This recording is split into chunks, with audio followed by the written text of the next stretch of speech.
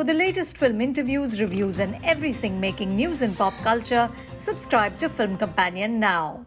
My biggest takeaway from Durgamati was keikoraphiophobia, which means fear of failure. I'd never heard the word before. In the film, it's used by a psychiatrist who solemnly declares that this might be the issue with Chanchal, an IAS officer who seems to be possessed by the ghost of a long-dead queen. Chanchal is attacking people around her, including the psychiatrist, who she raises off the ground by holding his throat. She's also speaking in Arabic, a language that Chanchal doesn't know, and being yanked by an unseen force in all directions. A few minutes after the first diagnosis, the psychiatrist says that Chanchal should be moved out of the old Haveli that she's stationed in because he says this place is no good for schizophrenics. The good doctor seems confused and clueless, which is just about right for this film. Durgamati is a remake of the 2018 Telugu film Bhagmati, in which the beauteous Anushka Shetty chewed up the scenery as the IAS officer. I can understand why Bhumi Pednekar wanted to do the role. The film offers a female actor the chance to take center stage and revel in the extremes of the character. Chanchal is an upstanding officer who gets a love track, a romantic song, and a wardrobe of lovely colourful saris, but she's also an avenging angel in the form of Durgamati, who sits on a throne and wields a sword.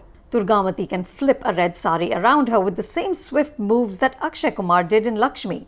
I think it's meant to be menacing. FYI, Akshay's company Keep of Good Films is one of the producers on Durgamati, which had me thinking like maybe Akshay and Bhumi exchanged notes on this sari flipping routine. Bhumi delivers with full sincerity, banging her head on walls, glaring and screaming, punishing herself with aplomb.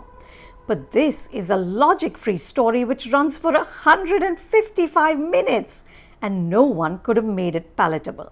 Director Ashok, who also directed the Telugu film, creates an almost frame-by-frame replica of that film. Once again, the camera lunges, sways, and heaves in all directions. Every tilted angle, ominous soundtrack, and horror film cliché is utilized to create a creepy atmosphere. Doors creak open and shut, rain and thunder arrive when necessary, the wind blows exactly at the right time. But Durgamati isn't just a horror film. It's also a thriller featuring an interrogation led by a CBI officer, Satakshi Ganguly, played by Mahi Gill. Satakshi talks tough and peppers her orders with Bengali. She often barks at her juniors, "I don't like negativity." The comedy inserted into the film isn't very funny, but this definitely is. Ashok doesn't trust his audience to understand the many twists, so he has characters explaining what we're seeing. The actors aren't going for subtlety either.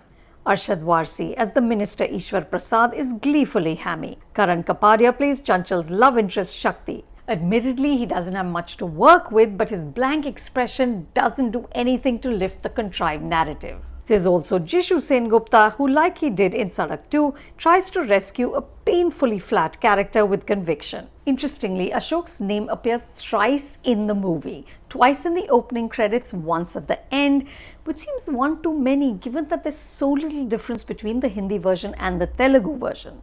Both are an endurance test. You can see Durgamati on Amazon Prime Video.